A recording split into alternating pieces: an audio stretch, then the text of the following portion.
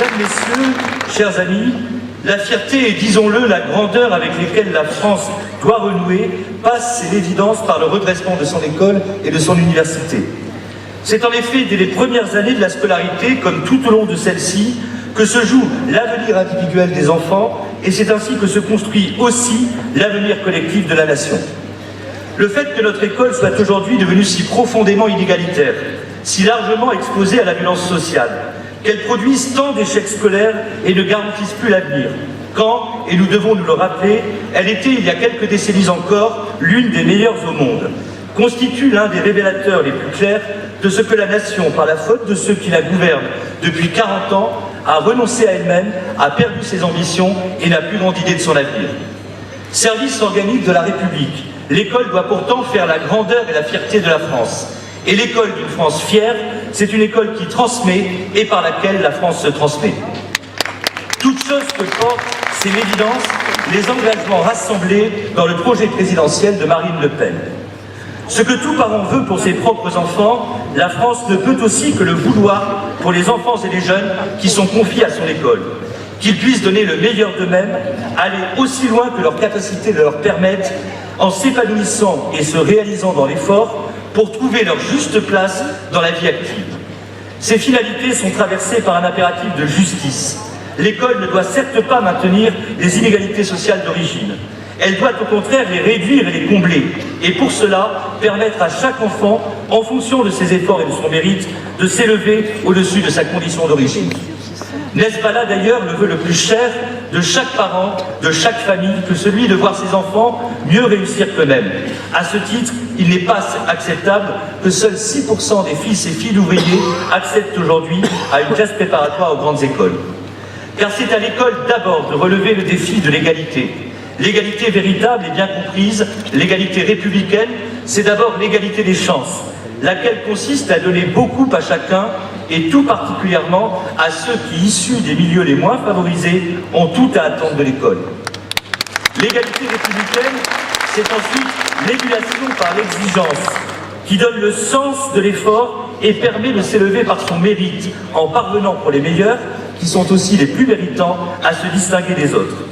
L'égalité véritable, ce n'est au fond rien d'autre que la méritocratie républicaine, bel et noble principe que nous assumons de porter et d'affirmer. Ce qu'en une formule souvent citée, Paul Langevin désignait comme la sélection des meilleurs par la promotion de tous, voilà très précisément ce qu'il appartient à l'école de la République de réaliser. Et c'est pourquoi l'un des engagements majeurs de notre candidate est de rétablir une véritable égalité des chances en retrouvant la voie de la méritocratie républicaine. Donner beaucoup à chacun au titre de l'égalité des chances, cela consiste d'abord à transmettre sans faillir, à commencer par les fondamentaux. Et c'est là la fonction essentielle de l'école primaire et tout particulièrement de l'école élémentaire qui doit transmettre les éléments de toute instruction sans lesquels aucune réussite n'est possible. Comment a-t-on pu composer tant d'années durant avec le fait que tant d'enfants, entre 30 et 40%, pour donner des chiffres correspondant à la réalité, parviennent au collège sans savoir lire et écrire? L'un des objectifs prioritaires du quinquennat sera donc de veiller à ce que plus aucun enfant ne sorte de l'école primaire sans maîtriser la lecture et l'écriture, sans savoir se repérer dans l'espace et le temps, faute de connaître l'histoire et la géographie nationale, ou sans savoir compter et calculer. Il est donc impératif, comme s'y engage encore notre candidate, d'assurer la transmission des connaissances par le renforcement des apprentissages fondamentaux. Cela passera par une réforme de l'enseignement primaire visant à le recentrer sur ses missions essentielles. Une réforme du temps scolaire d'abord, qui devra être définie selon les rythmes d'apprentissage et non induire, sous prétexte d'inclure du temps d'activité périscolaire et donc de l'accessoire, un surcroît de fatigue. Il faudra donc revenir sur la réforme des rythmes scolaires du précédent quinquennat, comme s'y engage encore notre candidate. Cela passera par une réforme des contenus enseignés et des méthodes d'enseignement, éclairées du sens des priorités. Marine Le Pen s'y engage aussi, ce sera à l'école primaire la moitié du temps d'enseignement qui sera dédié aux Français. Cela passera par une réforme qui, en veillant à transmettre une culture commune qui est d'abord fondée sur ce bien commun qu'est la langue française, refera de l'école ce creuset républicain où se construit l'appartenance de tous à la nation et où des chances égales peuvent être données à chacun. Il faudra à ce titre, comme s'y engage notre candidate, supprimer l'enseignement des langues et cultures d'origine, lequel reconduit à des particularismes, ce qui nourrit le communautarisme et n'est nullement conforme à l'exigence d'assimilation, vecteur de la conception républicaine, c'est-à-dire civique, de la nationalité. Car c'est à l'école d'abord de relever le défi non seulement de l'égalité, mais aussi celui de l'assimilation républicaine. C'est pourquoi notre candidate s'engage à instaurer le port d'un uniforme, ce vêtement qui ne relève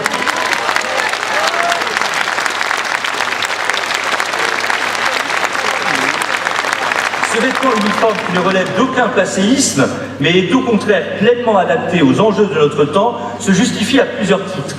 Il contribuera largement à résoudre les problèmes que posent les manifestations d'appartenance à telle ou telle communauté, telle ou telle religion. Il estompera les différences d'origine sociale qu'il appartient à l'école de transcender et qui se signalent souvent par la tenue vestimentaire. Il contribuera à recentrer l'attention des élèves trop souvent détournés par l'insignifiant, la mode notamment, en les reconduisant à l'essentiel, leur progression dans l'acquisition des connaissances, le goût de l'étude et le sens de l'effort. Toute chose devant absolument prévaloir, conformément aux missions essentielles de l'école. Mais pour que celle-ci renoue effectivement avec ses missions, il est impératif que les enseignants soient rétablis dans leur fonction de maître, ce dont dépend l'autorité dont ils sont investis et qu'il leur appartient d'incarner. Qu'il faille donc rétablir l'autorité et le respect du maître, comme s'y engage notre candidate, constitue bel et bien une condition absolue du redressement de notre école. L'autorité, qui doit être distinguée de la sanction, est bien plutôt ce qui inspire naturellement le respect. Et le respect qu'inspire le maître tient d'abord à ses compétences. C'est cela qui le légitime dans sa fonction, dont il importe qu'il ait et garde une haute idée, tant les missions qu'il exerce dans le cadre d'un service organique de la République, l'école, sont non seulement d'intérêt général, mais engagent l'avenir de la nation. La formation des maîtres doit à ce titre renouer avec le bon sens, qui tient d'abord à cette évidence. L'élève n'est nullement l'égal de l'élève, entre l'un et l'autre, une salutaire asymétrie existe, car elle est la condition de la transmission du savoir. Et le maître n'est nullement l'égal de l'élève, car il est celui qui détient un savoir, celui qui sait et qui transmet ce savoir à l'élève, qui lui ne sait pas encore et qui est à l'école pour apprendre.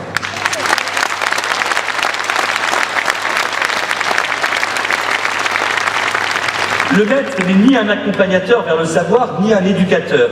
Il n'a pas à nouer des rapports de camaraderie avec ses élèves, mais doit maintenir une distance, la verticalité d'un rapport à l'élève.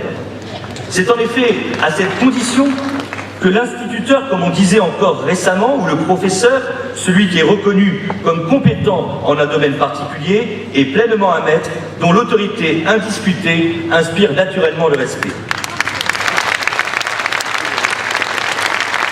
Mais l'accomplissement par les maîtres de leur noble mission suppose la sanctuarisation des établissements scolaires, lieu dédié à la transmission du savoir et où ne saurait donc être tolérée la moindre incivilité et a fortiori tout ce qui pourrait menacer la sécurité des élèves comme des personnels.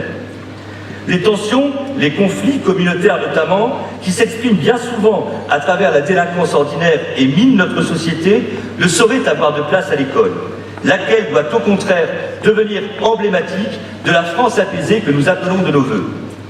C'est là incontestablement un autre défi qui lui appartient de relever.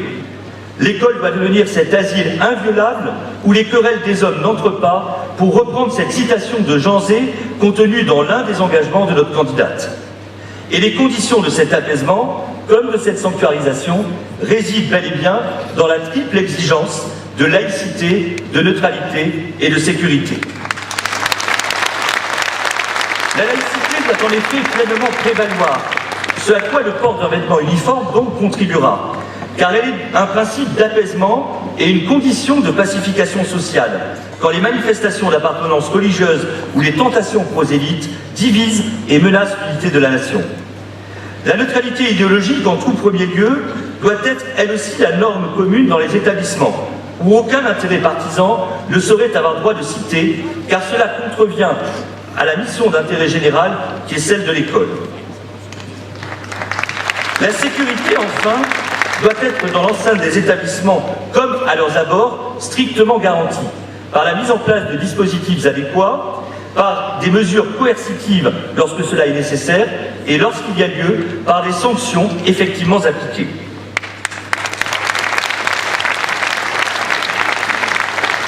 Telles sont donc les conditions impératives pour que les établissements scolaires, trop souvent gangrénés par les incivilités, la délinquance et la violence ordinaire, deviennent ces lieux où s'effectue pleinement la transmission du savoir qui émancipe et élève socialement. Mais pour que notre école et notre université permettent la sélection des meilleurs par la promotion de tous, encore faut-il qu'elles proposent à chacun, selon ses aptitudes et ses goûts, des voies permettant de s'accomplir en trouvant du sens, des raisons d'épanouissement personnel et des motifs de reconnaissance sociale. Ce sont là les conditions pour que l'orientation des uns et des autres se fasse de façon raisonnée, et pour que la nécessaire sélection entre ceux qui poursuivront des études longues et ceux qui s'orienteront vers des métiers plus manuels et techniques ne soit vécue par personne comme un échec ou une relégation. L'un des principaux chantiers est ici celui de la revalorisation effective de la voie professionnelle, qui ne doit plus être choisie par défaut.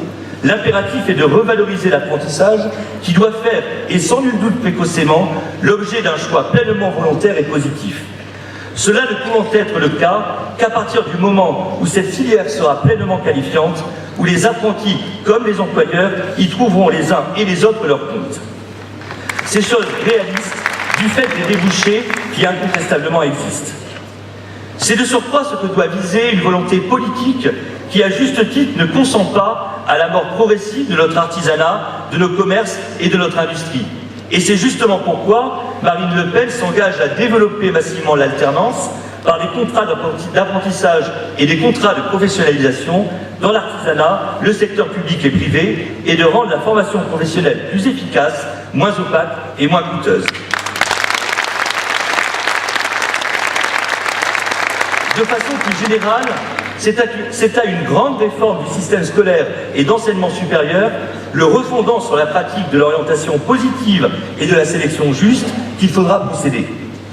Lorsqu'aucune sélection n'est opérée, ce qui est singulièrement le cas aujourd'hui au collège et dans certaines filières universitaires, c'est, conséquence inévitable, à la massification, à l'abaissement du niveau et à la dévalorisation des études et des diplômes qu'on assiste. Ainsi faudra-t-il, au cours du quinquennat, procéder à la suppression progressive du collège unique, qui, sous prétexte de faussement démocratiser le collège, a fait triompher la médiocrité et produit un échec scolaire massif.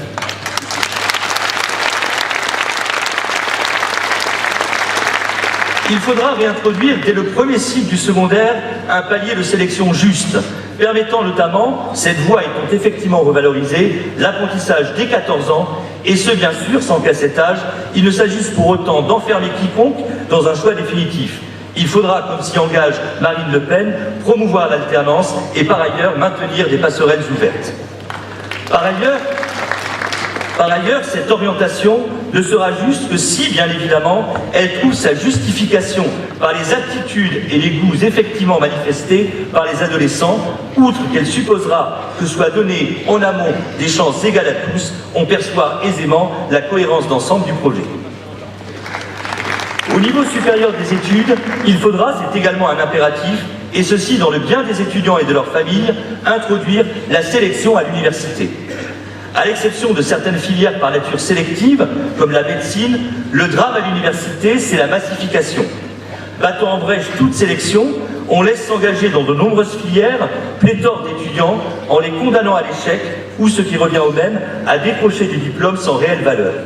Eh bien, quitte à provoquer une petite révolution culturelle, et ceci donc dans l'intérêt des étudiants qui doivent cesser d'être abusés quant aux débouchés réels des études qu'ils poursuivent, il faudra instaurer, ici aussi, des paliers de sélection justes.